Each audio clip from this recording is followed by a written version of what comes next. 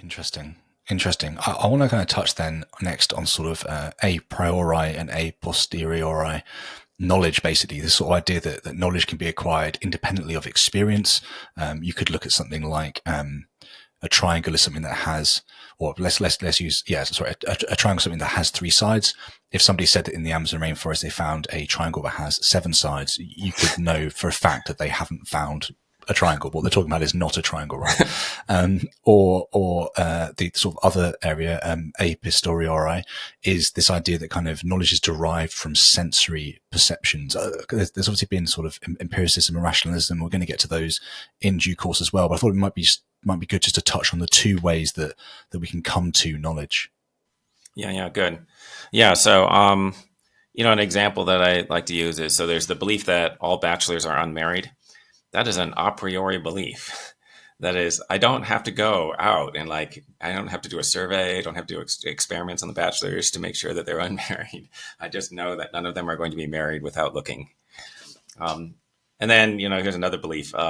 Most bachelors are slobs. Okay, that's also true. but but you do have to go out and look. Like, that's based upon observation of actual bachelors, right? Okay, so the first one is a priori. The second one is an empirical belief, or sometimes called a posteriori. So, so here's the test for an a priori belief. So there's some controversy about even whether there are any a priori beliefs or whether there's any interesting substantive a priori knowledge. But so here's the test for something being a priori, according to me. If you're a brain in a vat, would you still know that thing?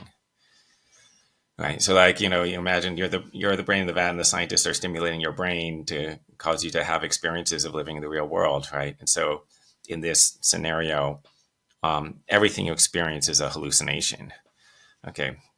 But would you still know that 2 + 2 is 4?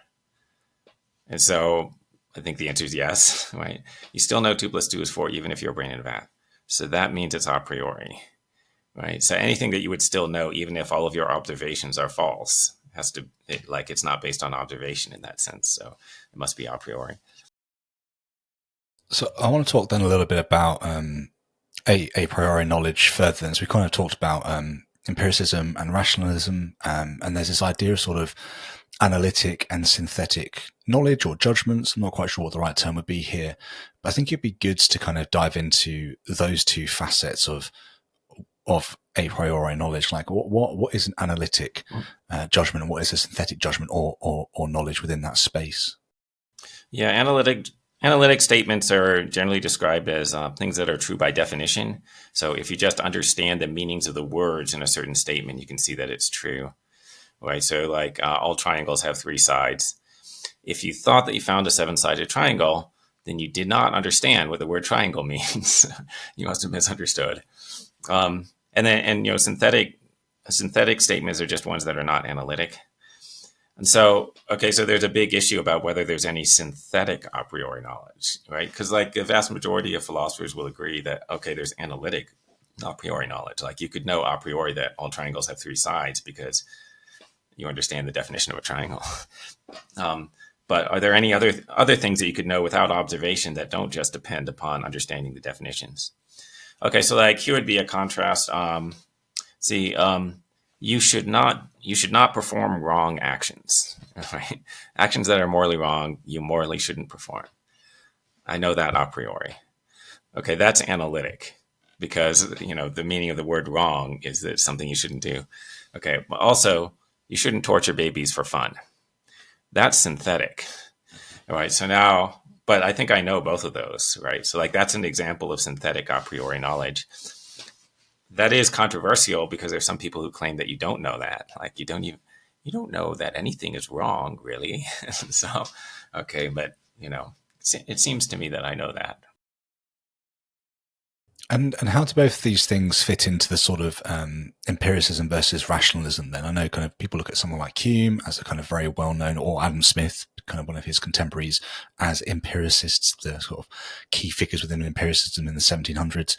Obviously, rationalism, you speak about kind of yourself being, I don't know whether you say you're firmly within the camp, but you kind of lean more towards rationalism. And you also sort of mentioned Kantianism as well as another way of kind of going down this road. So I think it'd be interesting to kind of flesh out especially empiricism and rationalism, and how they fit within this sphere?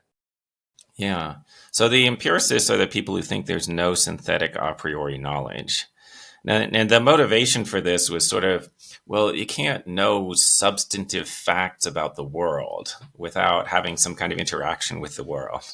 Like that was the underlying thought. And then, so in their view, the role of reason, the faculty of reason, is simply to operate on the information that's provided by the senses and like make inferences from it. Okay, the rationalists thought, no, actually, the faculty of reason, in addition to making inferences from information provided by the senses, it has some content that it can provide on its own. And so, so like actually, it turns out that you can know, in the rationalist view, you can know some substantive facts about the world outside your own mind, just by thinking about it. Okay, so like the interpretation of mathematical knowledge, like the rationalist interpretation of mathematical knowledge is generally, there are these abstract objects that really exist, like the numbers and, shapes in geometry. And, like probability is a real phenomenon in probability theory. Okay. And by thinking about it, you can just see the truth of certain axioms. And that's synthetic a priori knowledge. And then you can infer other things from that by which you build up the mathematical system. All right. So, the shortest path between any 2 points is a straight line. So that's an axiom of geometry. And, how do we know it? You just think about it and you just see that has to be true. Right. And you might think, oh, does that depend upon observation? Because don't I have to I don't know, I have to see lines in the world. Right. But remember my brain in a vat test, right? Even if you're a brain in a vat, do you still know that the shortest path between any 2 points is a straight line? I think the answer is yes, right? So that shows that it doesn't depend upon observations.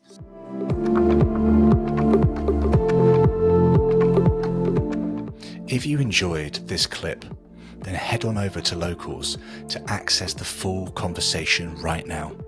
Supporters can access the video version and everyone can access the audio-only version of the conversation. I'll see you over there.